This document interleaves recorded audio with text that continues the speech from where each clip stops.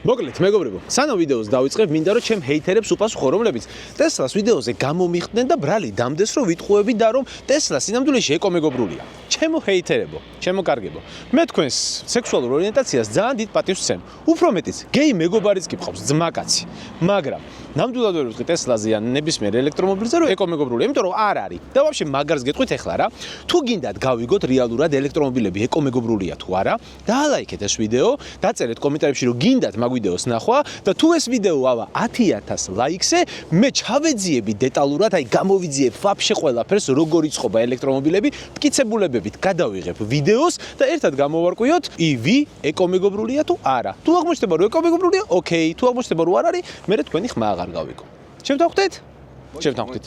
გეიძმაკაცი ვიყავს. სანდროშეში. რანაირად არის გეიძმაკაცი? ოჯახი ყავს, კაცია, პრონება. ბიჭო, ნახე, სტელვიოთი დადის, რომელიც კვადროფოგლიო არ არის. Samsung Flip-ი აქვს და ტენისზე დადის ხოლმე Louis Vuitton-ის ტყავის ჩანთით.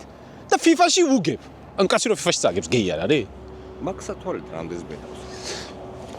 მეგობრებო, ეს არის ჩემი მეგობრის სათვალე, ბარნერი ქვია, მოდი ბარნერი, რომელსაც როგორც თბილისი მოლში, ისევე Axis Tower-ში უკვე აქვს დახლები, 200 ლარი ღირს, აი ეს ძალიან მაღალი დონის სათვალე და არის კომპიუტერის სათვალეც, ანუ თქვენ იცით რომ შავ სათვალეს ვატარებ ხოლმე, უბრალოდ ის შავი სათვალე ახლა ოფისში დამრჩა და ხომ უნდა გამეკეთებინა რეკლამა დაპირებული ვარ და აგერ კომპიუტერის სათვალეებიც აქვს, შეგიძლიათ მიხვიდეთ და შეიძინოთ 200 ლარი აქვს. თუ ხსენებს რომ ჩემგან ხარ მისული, 20% დაგიკლებს და 160 ლარად მოგცემთ. აი ასე. კახაბე.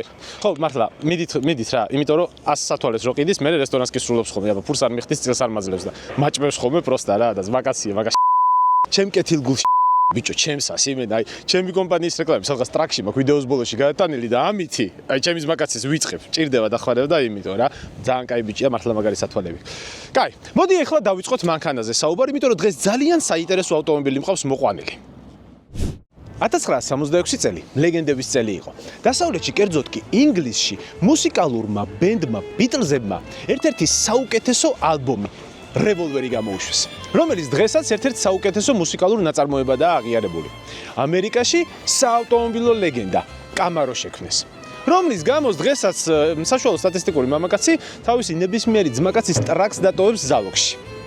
ხოლო საბჭოთა კავშირში გადახედეს ამ კაპიტალისტი ღორების ქმნილებებს და თავის საზოგადოებას ლეგენდარული ავტომობილი ზაპოროჟეცის მეორე თაობა წარუდგინეს.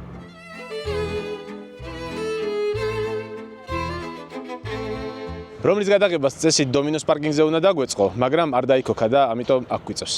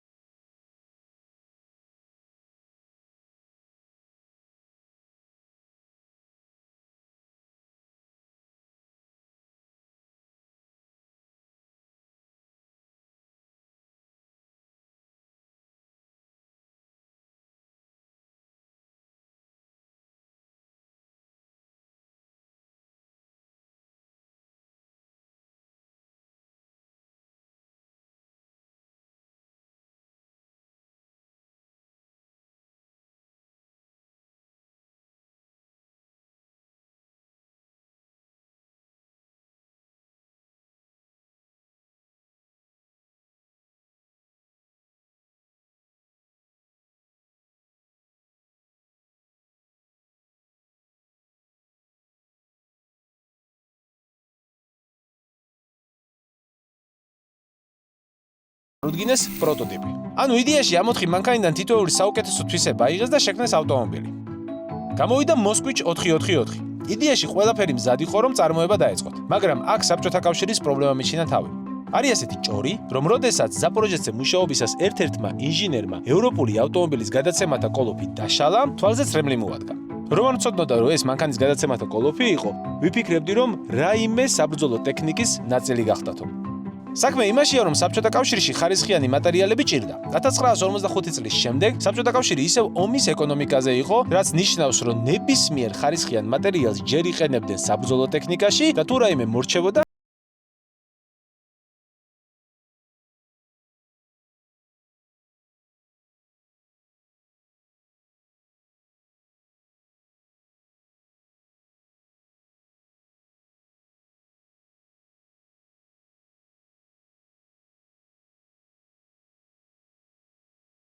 თავისი გამოგონებები არ ქონდა. ამიტომ დაიწყეს შემცვლელ ზრავზე მუშაობა. რა აღარ გატენეს შიგნით. Ural M72 ძრავა, ექსპერიმენტალური ოპოზიტური ძრავა, მოკლედ ძალიან ბევრი რაღაცა ცადეს და ბოლოს შეჯერდნენ ერთ-ერთ ახალ ძრავზე, რომელიც საბჭოთა კავშირშივე შექმნეს 965 ბეზე. 0.746 ლიტრიანი ძრავი, რომელიც 23 ცხენისძალას გამოიმუშავებს. V4 იყო და ჰაერის გაგრილების სისტემაზე მუშაობდა. მოკლედ ძალიან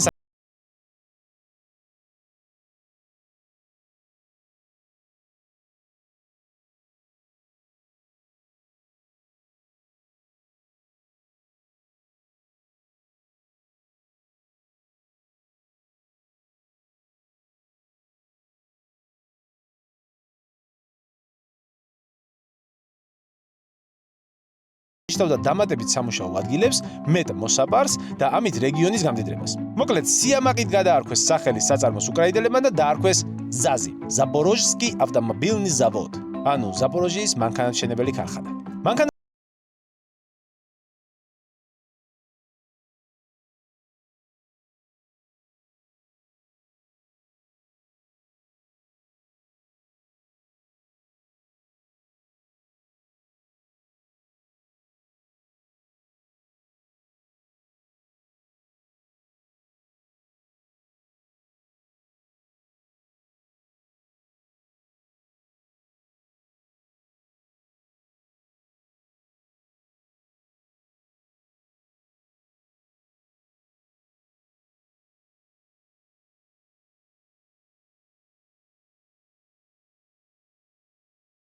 გამო მანქანას მიმართულება ეცვლებოდა ზოგჯერ იმტრეოდა კიდეც. ბევრი ზაზ 985 დამტრეულა ამ პრობლემით.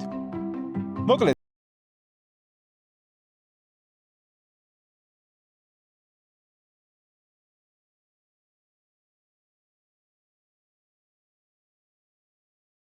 უსწორად არ მოიხმარდი, ეს ფეჩი აჩენდა ხანძარს. ბევრი ზაპოროჟესი დამწვარა ამ ხანძრის გამო. ამ და სხვა პრობლემების გამო ტესტირება და დახვეწა გამოსვლა კიდე რამდენიმე წელიწადს გაგრძელდა. პირველი თაობის ზაზი კი 6 წელი გამოდიოდა. 1966 წელს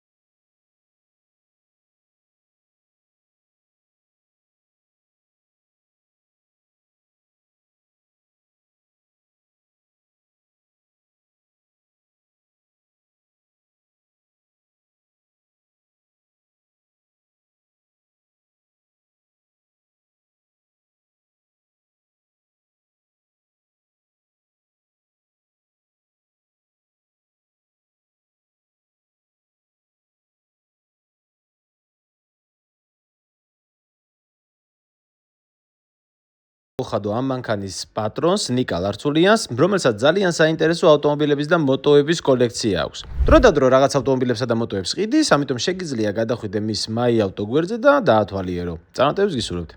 სანამ ამ მანქანის დეტალურ განხილვაზე გადავალ და დეტალურად მოგიყვებით რა შეიცვალა, მინდა აღვნიშნო ერთი რაღაცა, რომ ზაპოროჟეს ძირითადად იყენებდნენ ხოლმე საბჭოთა კავშირში იმისთვის, რომ მიეცათ უნარშეზღუდული ადამიანებს, აი ინვალიდი, ვინც დაინვალიდდა ომში ან ასე შემდეგ, ან სამუშაო ადგილას და იმსახურებდა რაიმე საჩუქრას ან ასე შემდეგ, ძირითადად მაგ ადამიანებს აძლევდნენ ხოლმე და ხუმრობით ამას ინვალიდების მანქანას ეძახდნენ ხოლმე, მაშინ ახლა სხვა დრო იყო და ესეთი საუბარი არტეხავდა ასე ვთქვათ რა და ინვალიდების მანქანას ეძახდნენ. ამ შემთხვევაში გვაქვს ჩვეულებრივი 968M-ი, რომელსაც არავით არის სპეციფიური კოდი არ აქვს, არანაირი განსაკუთრებული საჭიროების მქონე ადამიანისთვის ეს არ არის შექმნილი, არის ჩვეულებრივი ზაპოროჟესი, რომელსაც ახლა გავყვები და გეტყვით დეტალურად რა და როგორ არის გაკეთებული. ძალიან საინტერესო მანქანაა. უბრალოდ რო გაარჩიოთ რაღაცეები, უკვე ბოლო თაობებში მინდა აგიხსნათ რა ცვლილებები შეიტანეს. როდესაც პირველი ზაპოროჟესი გამოვიდა და ერთ-ერთი მთავარ პრობლემას წარსდგნენ, ეს იყო ძრავის გადახურება, ახალ ზაპოროჟესი გააკეთეს ასეთი საჰაეროები, რომელიც ამ ავტომობილს უკვე აღარ აქვს. მაგას ეძახდნენ ყურებს, ჩებურაშკა ზაპოროჟესებსაც ეძახიან მაგ მანქანებს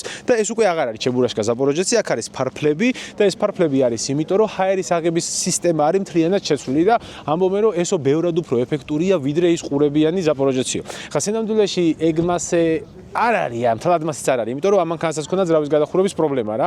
აი წეგან ახლა მამა ჩემი იხსენებდა მაგალითად რომ 1975-ში მქონდა პირველად ამანხანასთან შეხებაო რა და მახსოვსო რომ ჩემი და გათხოვდაო და ერთ-ერთმა ნათესაომაო სიძისამ წაგვიყვანაო რუსთავშიო და პერევარზე რომ მოვდიოდითო რა ჩვენ საჩხერიდან და პერევარზე რომ მოვდიოდითო ესე იძახდაო რომ ამაღმარჩივ ეხაო ძრავი გადახურდებაო მაგრამ ცოტაც ავკაჩოო და მე რომ იმას ვიზაო ჩავაქრობ და ჩავგორდებიო რა რომ არ გადახურდეს ძრავიო ანუ აი ეგეთი სასაცილო რაღაცები ქონდა ნუ რა თქმა უნდა ეხა ეს მანქანა არ იყო გათვლილი საცობებზე იმიტომ რომ მაშინ საცობები არც იყო დიდად და ნუ საცობში ეს მანქანა ვერ დადის გადახურდება და გაფუჭდება საბოლოო ჯამში და ძალიან ხშირი სურათი იყო ესე ძრავახდელი ზაპოროჟეცი როგორ დგას გზაზე და როგორ ელოდება მძღოლი როდის გაგრილდება ძრავა რომ გააგზავნოს. კაი, მოდი ახლა გავყვეთ დეტალურად ამ კონკრეტულ მოდელს რა გაკეთებული. ბოლო თაობაში რაც არის გაკეთებული ერთ-ერთი საინტერესო და სახალისო არის აი ეს ფარების ჩარჩო ასე ვთქვათ რომელიც რეზინია.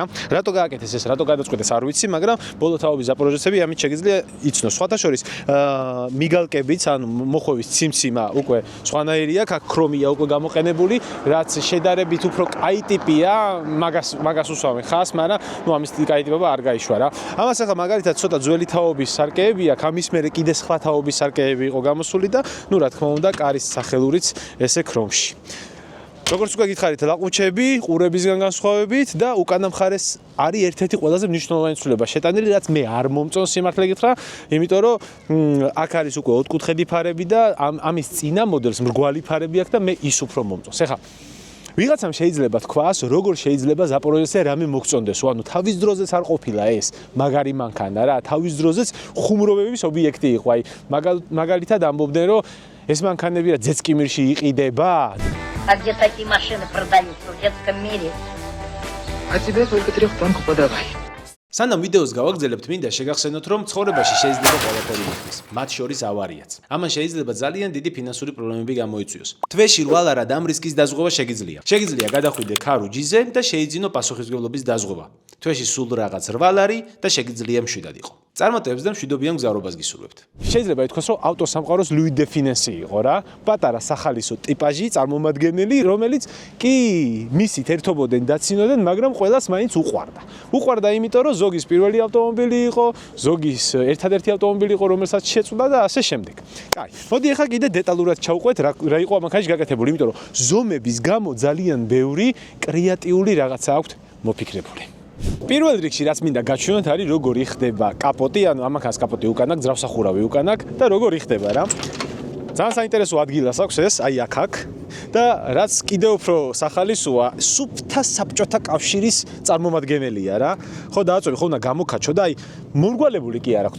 მორგვალებული კი არ აქვს თავი, ნახე როგორ ყვალსტოვებს. ჩვეულებრივად შეიძლება რომ ხელი გაგჭრას ამან რა, თუ ფრთხილად არ იქნები, აი. მუსიკების მანქანა, ბიჭო. მოკლედ იქიდან გამოვაღებ ამას ახტი. და ვუალა, 40 ცხენიძალიანი V-ტიპის 4 ცილინდრიანი ძრავა. რომელიც არის ხელოვნების ნიმუში. ბოლო თაობებში უკვე ეს სათადარიგო საბურავი აქ გადმოვიდა. ძრავა რა თქმა უნდა უკან არის, რაც ზაპოროჟეცს ახასიათებს და ეგ ყველა ვიცით და რაც შეიძლება ბევრს არ გაქვთ ნაფიქრი, რაც შეიძლება იყოს ჩემ თაობას, ან ჩემზე ახალგაზრდა თაობას, ბენზინის ჩასასხამი აქვს უკან. რაც საკმაოდ ინოვაციური მოფიქრებაა დიზაინისთვის რა. ზოგადად ძვირადღირებულ ავტომობილებს ბენზინის ჩასასხამს უმალავდნენ ხოლმე ხანსად, აი ამერიკულ მანქანებს ზოგს მაგალითად ნომერში აქვს დამალული და სხვადასხვა ადგილებში და ამას აქ. ანუ ძალიან მაგარია. ერთი ადგილი მოიგეს ფარფლებისთვის, აქ ჰაერის ცირკულაციისთვის უფრო უკეთესი სათამაშო სივრცე დაიტოვეს, ასე ვთქვათ და მეორე ეს უფრო მდიდრულია ვიდრე ამის გამოჩენა. ხო, რაც ამ ჩასასხამზე უნდა გაითვალისწინო, ისაა რომ რადგან ძრავი აქაა, ჩასხმისაც ძალიან ფრთხილად უნდა ყოფილიყავი, იმიტომ რომ ბენზინი რომ გადმოქცეო და შეიძლება ცეცხლი გაჩენილიყო. სწორედ ამიტომ ამას აქვს თავისი საჰაერო გაკეთებული, აქ შლანგია ჩაშვებული, რომელიც დაბლა გადის და ეს მერე წესით მიდის უკვე იმაში, რა ქვია, ბაკში ან არ მიდის და პირდაპირ დაბლა გაშვებული, არ ვიცი, მოიცადე? აგერ გამოდის და ჩამოიქცევა დაბლა. ასევე აქ არის ჩამკეტი, ჰაერის ჩამკეტი, რომელიც იმისთვის არის გაკეთებული, რომ აქედან ცხელი ჰაერი არ გამოვიდეს, ესე ამოკეტავ და ცხელი ჰაერი აღარ გამოვა, ან არ ჩავა. რატო შეიძლება ეს დაგჭირდეს? სიმართლე გითხრა, არ ვიცი, მაგრამ ნუ ყოველ შემთხვევაში გაკეთებულია და ვინმე თუ იცით ეს რატო შეიძლება დაგჭირდეს პრაქტიკაში თუ იმეს ქონიათ უბრალოდ წარმომადგენლებმა გთხოვთ დაწერეთ, იმიტომ რომ მე მართლა არ ვიცი ეს რატო შეიძლება დაგჭირდეს. რა თქმა უნდა ეს 4 ცილინდრიანი ძრავი მუშაობს კარბურატორზე და პრობლემა აქვს ყოველთვის. რა თქმა უნდა. ნუ ძირითადად მაშინ ახლა ეს მანქანები გათვლილი იყო იმაზე რომ სახში უნდა ეკეთებინა ყველას. მარტივი უნდა ყოფილიყო. ზაზიკი. გინდა PlayStation 5 5 ლარად. მაშინ სელო შენთვისაა. იმის ნაცვლად რომ PS5 1500 ლარად გავყიდოთ, ჩვენ მას 300 წელ 5 ლარიან ბილეთად ვშლით და ბილეთებს ვყიდით. ადამიანები ყიდულობენ ბილეთებს და საბოლოოდ ნივთი ერთ გამარჯვებულს მიაქვს სახლში. გამარჯვებული ბიდინგით გამოვლინდება. ერთ ბილეთს 5 ბიდის განთავსების უფლება მოყვება. თითო ბიდის მერე 4 წამიანი ტაიმერი ირთვება. როდესაც ვინმე ისე განათავსებს ბიდს, რომ 4 წამში არავინ გადაუბიდავს, ნივთი მისია. ბიდების განთავსებაში ცალკე ფულს არ იხდი. მათი რაოდენობა შეზღუდულია. ამიტომ ჭკვიანურად უნდა გამოიყენო. ეს მარტო PS5-ზე არ ხდება. მობილურები, მოგზაურობა, ავტომობილი, ეს ყველაფერი 2 ლარიდან. Selu-G იცხოვრე როგორც მილიონერმა.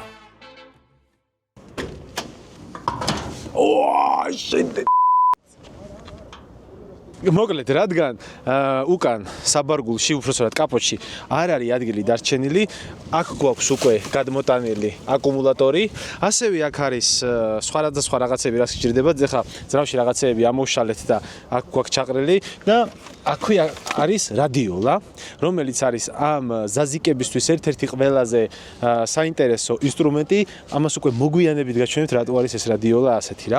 თუმცა მანამდე მინდა გითხრათ, რომ ეს ამოსასხმელი, წყლის ამოსასხმელის ბაჩოკი აქ და აქედან უნდა ჩაასხა წყალი. აგერა კიდე ჩასასხმელები სხვადასხვა სითხის. რო გაჩვენოთ რადიოლა რატო არის ასეთი, სალონში უნდა გადავიდეთ, ძალიან საინტერესო და გაკეთებული. მოკლედ, ეს რადიოლა მიდის აქ. და როგორც იცით, ახლა საბჭოთა კავშირში მაინც და მაინც უცხო და იშვიათი არ იყო ამის მოპარვა. ეხლა უბრალოდ ვერ ვდებ ამას, იმიტომ რომ როგორც აქ შევატყე, კბილია გაჭედილი, რომელიც შიგნით უნდა შედიოდეს და გასაღებით ამოდის მერე. აი ამ გასაღებით უნდა ამოდიოდეს, მაგრამ არ ამოდის, იმიტომ რომ კბილია გაჭედილი. ამის გაკეთება რა თქმა უნდა შეიძლება, მაგრამ ამ წუთას არ მუშაობს და ამიტომ რადიოლას ვერდებ. მე უკვე ხელს მოკიდებასე წაიღებ და თან ორ რაღაცას აკეთებს ეს რადიოლა, ასეთი მობილური როა რა, ელემენტები აქ და მაგით მუშაობს.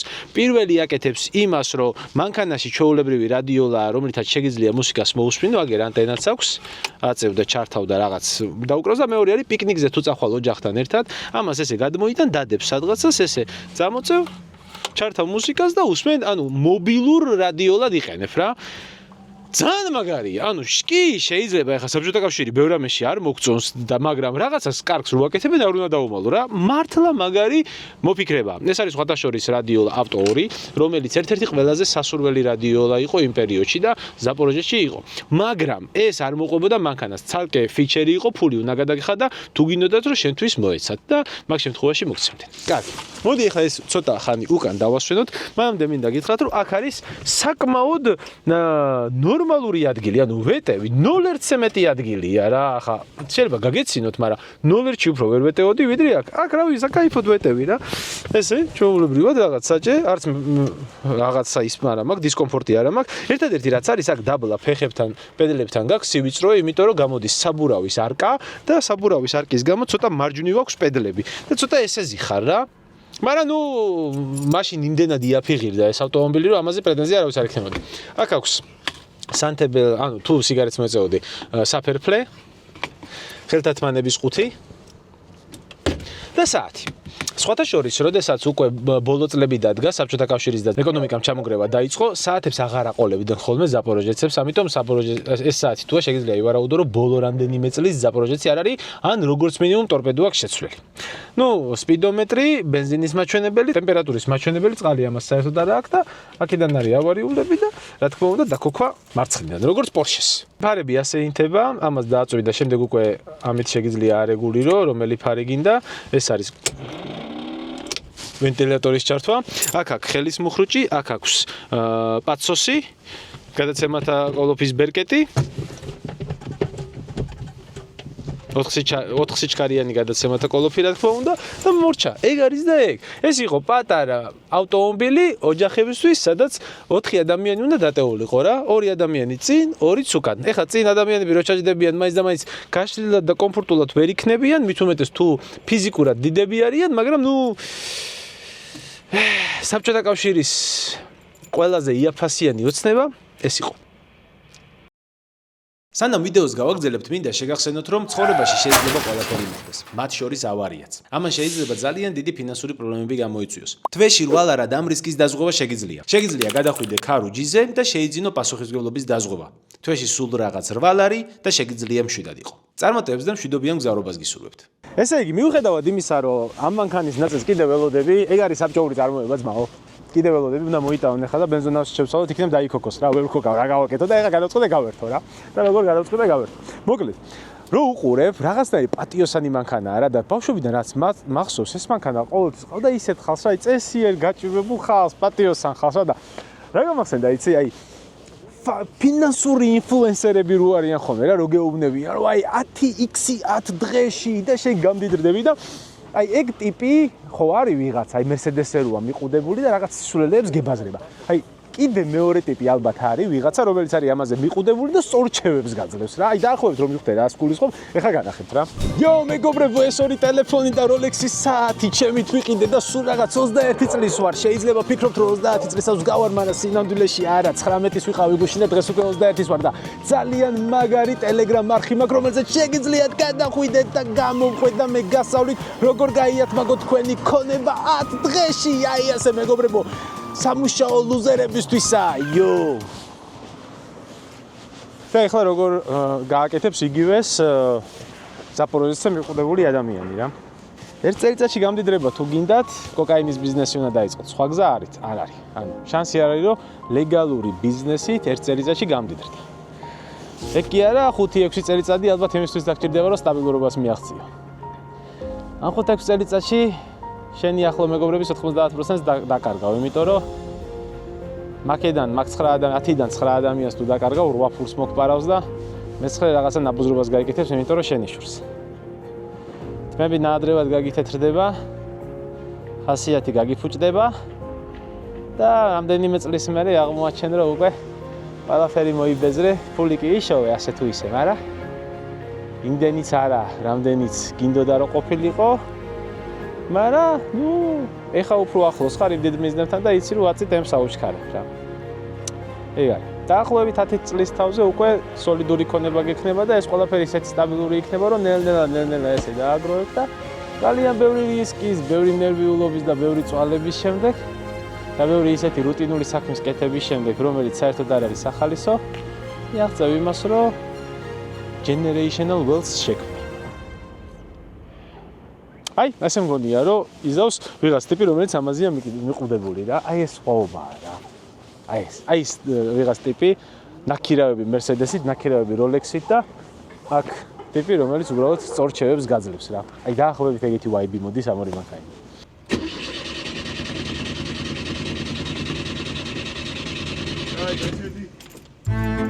სვეჩები თუ არა მოყარი, არ დაიქოქება.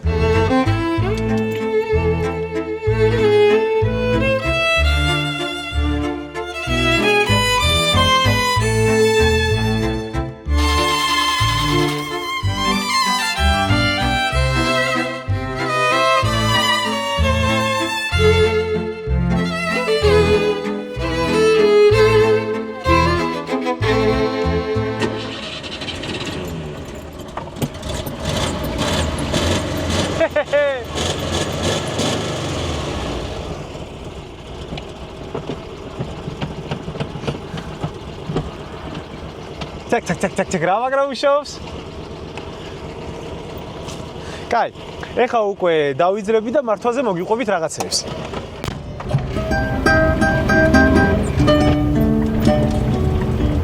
პირველ რიგში რას უნდა ითქვას ამ მანქანაზე არის, აი აუცილებლად მაგით უნდა დავიწყო, რომ არის ძალიან რბილი და პატარა როა არ იფიქროთ რომ ვერ ვეტევი, საკმაოდ კარგად ვეტევი, რაც არ უნდა გასაკვირი იყოს, ნოლერჩი ეს კარგად ვერ ვეტევოდი და რა მაგარი ტიპია. აი, აუ ძალიან მაგარია. ამით რესკი მოხვევები ცოტა საშიშია, იმიტომ რომ შეიძლება აყირავდება. 40. მესამე გაუკეთა 50. მეოთხე. მეოთხეში უფრო დელავიდის ვიდრე მესამეში. 60 დაღმართზე. 60. ეხლა იმედია გავჩერდებით. ძალიან გადაობა. მოკლედ. მაგარი გადაობა მანქანაა რა. სხვადასხვა ეხა ამას დიდი ხნის ავტომობილია უკვე ეს რა და ნუ იქ თავისი მოჭამა უკვე სავალმა ყველაფერმა, მაგრამ მაინც რბილია რა, ეგ უნდა აღენიშნოს. საჭე საკმაოდ საკაიფო ტიპია. კლასიკური ტიპია, საჭე ხა ეს რო აღადგინო და ხეში გააკეთო, საკმაოდ ისეთი როჟაა რა. დღესდღეობით რო დაფასდებოდა და იტყოდი რომ რა ლამაზი საჭე აქვს, ანუ მაგრამ მიგვირს. ბიჭო, აი კაცი თუ არ გიზის გვერდზე კომფორტულად ხარ რა. ანუ არ არის ძალიან რაღაც საშინელება. პედლები რო ცოტა მარჯვნივარი, ეგ დიდი არაფერი ეხა სპორტულ მანქანებს და ესეც სპეც ვიპუსკებს, ცოტა სხვანაირად აქვს, რა კობრაშიც ესე გვერდულად ქონდა პედლები. აუ, მაგარი როჟაა. აი ამისგან მაგარი პროექტი გამოვა, არამე სპორტული პროექტი, ძალიან საკაიფო იქნება, ასე მგონია მე. პროსტა აი საბჭოთა კავშირული როა და ზაპორო ქვია, თორე რო დავივიწყოთ, რო ზაპოა და ამისგან რამე საკაიფო აიწყოს, ჩემი აზრით მაგარი იქნება. მოკლედ მეგობრებო, თუ გინდათ, რომ ამ მანქანით, უпроსტად ასეთი მანქანით სასწაული რაღაცეები ვქნა, დაალაიქეთ ეს ვიდეო, აიყვანეთ 200,000 ნახვაზე და მე წავალ ოფროუდში ამ მანქანით და უფრო მეცაც გეტყვით, დაწერეთ კომენტარებში, რომ ძმაკაცი გამომყვეს. ძმაკაც გაყევი ნიკას, დაწერეთ კომენტარებში რა. და ძმაკაცაც წავიყვან ოფროუდზე და ნახავთ ტალახში და უბედურებაში მე და ძმაკაცი როგორ ვივლით ამ მანქანით რა. დაწერეთ კომენტარებში ძმაკაც გაყევი ნიკას, მოთაგეთ თუ ითაგება არ ვიცი YouTube-ზე და დაუწერეთ რომ გამომყვეს ოფროუდზე თუ 200,000 ნახვაზეა ეს ვიდეო და გადააზიარეთ ვიდეო და ლაიქეთ რომ ავიდეს 200,000 ნახვაზე. ძალიან მაგარია. ოუ ძალიან გადაობა. ოპ.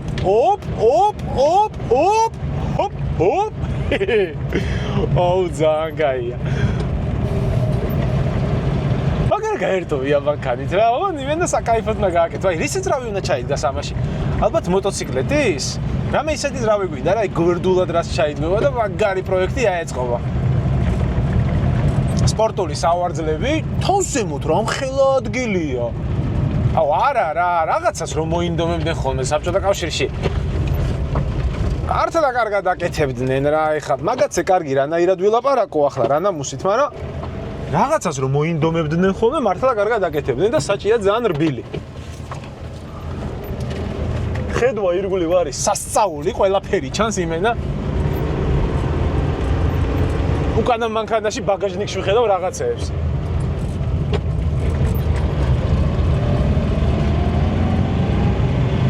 ყველა რო გიყურებს, ყველა თვალს გაყოლებს, გესალმება, უხარიათ, იმე პოზიტივი მანქანაა. ახლა პოზიტიური ტიპი არის რა, პატიოსანი ხალხის, აი, საბჭოთა კავშირში ფული ვის არ ქონდა, ხო ვინც არ იპარავდა იმას, აი, პატიოსანი ხალხის მანქანა, წესიერი ხალხის მანქანაა რა. კაი, მოდი ახლა გავჩერდეთ, შევაჯამოთ და გამოვუტანოთ ვერდიქტი ამ ავტომობილს.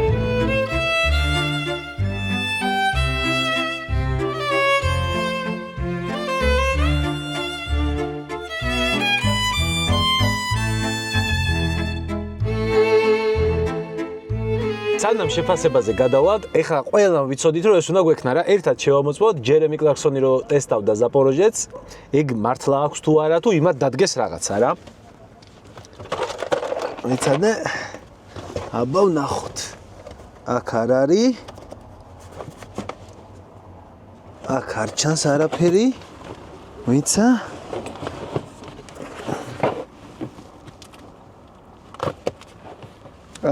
არა. დაწებებულია აქ. არა აქ. მოკლედ, ის ფორტოჩკა არა აქ. არ ვიცი, შეიძლება ძველებს ქონდათ და ამას აღარ აქ. ან რაღაცა სხვანაირად არის, მაგრამ აქ ის აღარ აქ. არა აქ, რავი, ფაქტია, ამახანს არა აქ. გინდა PlayStation 5 ხუთლარად. მაშინ სელო შენთვისაა. იმის ნაცვლად რომ PS5 1500 ლარად გავყიდოთ, ჩვენმა 300 წალ ხუთლარიან ბილეთად ვშლით და ბილეთებს ვყიდით. ადამიანები ყიდულობენ ბილეთებს და საბოლოოდ ნივთი ერთ გამარჯვებულს მიაქვს სახლში. გამარჯვებული ბიდინგით გამოვლინდება. ერთ ბილეთს 5 ბიდის განთავსების უფლება მოყვება. თითო ბიდის მერე 4 წამიანი ტაიმერი ირთვება. როდესაც ვინმე ისე განათავსებს ბიდს, რომ 4 წამში არავინ გადაუბიდავს, ნივთი მისია. ბიდების განთავსებაში ცალკე ფულს არ იხდი. მათი რაოდენობა შეზღუდულია. ამიტომ ჭკვიანურად უნდა გამოიყენო. ეს მარტო PS5-ზე არ ხდება. მობილურები, მოგზაურობა, ავტომობილი, ეს ყველაფერი 2 ლარიდან. Selu G იცხოვრე როგორც მილიონერმა. მოკლედ მოკლედ გთავაზობ ძალიან მაგარ ჩელენჯს. თუ ეს ვიდეო ვავა 200,000 ნახვაზე, ქარო დამპირდა, რომ მიყიდდა მსგავს ზაპოროჟეს და საშუალებას მომცემდა, რომ წავსულიყავი ოფროუდში. გადააზიარეთ ეს ვიდეო, ანახეთ მეგობრებს, აიყვანეთ 200,000 ნახვაზე, დაალაიქეთ, ხო? აუცილებელია დაალაიქება, იმიტომ რომ თუ დაალაიქებთ, YouTube-ის ალგორითმი უფრო წაიღებს და უფრო მეტი ადამიანი ნახავს, ანუ რეკომენდაციებში უფრო მეტ ამოუგრებს. ძალიან საინტერესო და სახალისო ვიდეო გამოვა. ამით ეხა წარმოიდგინეთ დიდ ოფროუდ გასვლაზე, სადაც ტალახებში, ნივასთან და პატროლებთან და ეგეთ მანქანებთან ერთად, Land Rover-ებთან ერთად, პატარა ზაზიკი რას იზამს. გარდა ამისა, სელუც დამპირდა და ესეთი რაღაცა მითხრა, რომ თუ 200,000 ნახვაზე ახვალო და ამ მანქანას წაიყვან ოფროუდშიო და იქიდან თუ ცოცხალი ჩამოვა ეგ მანქანა და დაიმსახურებს მაგასო, დაგიფინანსებო, რომ ეგ მანქანაო ცოტა როგორ ვთქვათ, დააწუნინგო რა. აი, მოკლედ ეს უკვე ჩემი იდეა არის რა. ეხლა ნახეთ, მე ვფიქრობ, რომ ეს მანქანა ვიზუალურად გამოიყურება ძალიან მაგრად. და უბრალოდ ამ მდგომარეობის ბრალია, რომ ვიზუალურად არ მოგწონთ. რა მე ამ მანქანას რო უყურებ, არ ვიცი რატომღაც ვხედავ ძალიან ლამაზი ფორმების მქონე ავტომობილს. ოღონდ რა ვსგულისხმობ. აი ამ პატარას რაღაც ლენჯაფინობას თუ ამოვიღებთ, რაც შუაში აქვს, ამ ზნაკს თუ მოვაშორებთ, გადავაგდებთ, ამ შავ რეზინებს თუ მოვხსნით, მე თუ შევღებავთ, დავაგდებთ დაბლა, კაი დისკებს დაუყენებთ და რამე საკაიფო ძრებს გავტენით უკან, რომელიც ესე გვერდულად დადგება, ჩაეტევა და საკაიფო ცხენის ძალებს მოგცემს. ეხლა ამას აქ 40 ცხენის ძალა წესით ქართულად, თუ ამოვიღებთ რაღაც ერთი 150 ცხენის ძალას, გონია რომ ძალიან მაგარი მანქანა გამოვა. და სხვათა შორის წეღან ნიკამ გაიხსენა, რომ ბადრიქორიძეს აქვს ზაპოროჟესით მოგებული Porsche-ზე პარნი.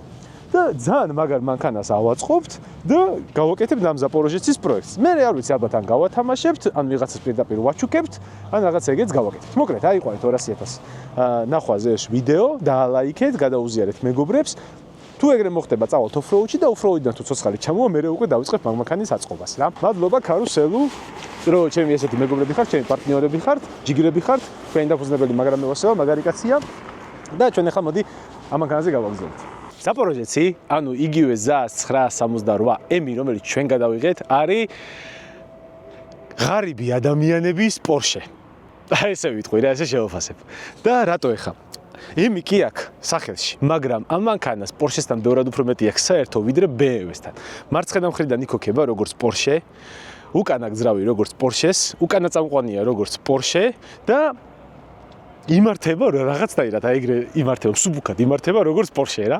ოღონდ აი რა თქმა უნდა, ეხა Porsche-ს დონის ვერ არის, მაგრამ ძალიან მაგარი ტიპია, აი ძალიან მაგარი ტიპია რა. მესმის რომ ეს არისო დიდი ოცნება საბჭოთა კავშირელი მამაკაცის. მესმის რომ ამ მანქანაზე არავინ ოცნებობდა.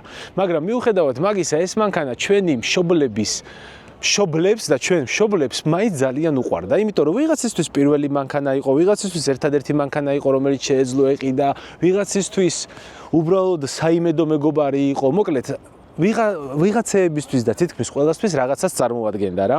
მამა ჩემი იხსენებდა, რომ ბოლოსო უკვე, როდესაც საბჭოთა კავშირი დაიშალა და გაჭირვების პერიოდი დაიწყო და შემშილობა და ასე შემდეგო, ორ ტომარა ფქვილში აქვს განაცვლელი ეს მანქანა ჩემთვალწინო რა. ანუ საჭმელში სულიდან უკვე ამ მანქანას ისეთი დრო გამოიარეს, მაგრამ მაინც უყვარდათ რა, დღესაც ნოსტალგიის გამო ამ მანქანას ბევრი მაინც ინახავს. აი მე მაგალითად რა, დიდი სიამოვნებით გავაკეთებდი ამ ავტომობილისგან იმ პროექტს, რომელზეც გითხარით. შევაგდებდი კაი პადვესკაზე, შევღებავდი, შეიძლებოდა ძრავიც ჩამედგა, რამე სხვა შეიძლებოდა მაგას დარწმუნებული ვარ, რაღაცა ძრავს ტენიდი, რომელიც ჩაეტევა და თუ კარგად წავა და ამისგან გამოვიყვანდი ძალიან კაი სათამაშოს, მაგრამ მანამდე ოფროუდშია წასაყვანი. ასე რომ მეგობრებო, დაალაიქეთ ეს ვიდეო. იმისთვის არის ლაიქი საჭირო, რომ უფრო წაიღოს ალგორითმა, YouTube-ის ალგორითმა, უფრო მეტმა ადამიანმა ნახოს და დააგროვოს ის 200,000 ნახვა, რომელზეც შეგფრიდით, რომ თუ 200,000 ნახვას დააგროვებს, ვიყიდი ასეთ ავტომობილს და წავალ ოფროუდზე და დაწერეთ კომენტარებში ძმაკაც გაყევი ნიკას ოფროუდზე, რომ ძმაკაციც წავოვიდეს და ერთად ამ მანქანაში მე მგონი გამოკვეხებულები ძალიან სასაცილოები ვიქნებით რა. ძალიან მაგარი ვიდეო გამოვა. ძალიან დიდი მადლობა ყველას, რომ დარჩით ჩემთან ერთად. ვიდეოში, რასაც ხუმრობ ხოლმე, ყველაფერი მიიღეთ ხუმრობა, როგორც ფილმში არასერიოზულად უყურებთ იუმორის თვალსაზრისით, მხოლოდ ეგრე მიიღეთ ყველამ, წყენად ძალიან გთხოვთ, არავინ მიიღოს. თუ ჰეიტერი ხარ და მაინც გინდა რომ მიიღოს, არ იგითხრია ტრაქში რა. ისე კი მეგობრულად ყველას გთხოვთ, რომ არავინ მიიღოს წყენად, ეს უბრალოდ ხუმრობებია რა. წარმატებებს გისურვებთ.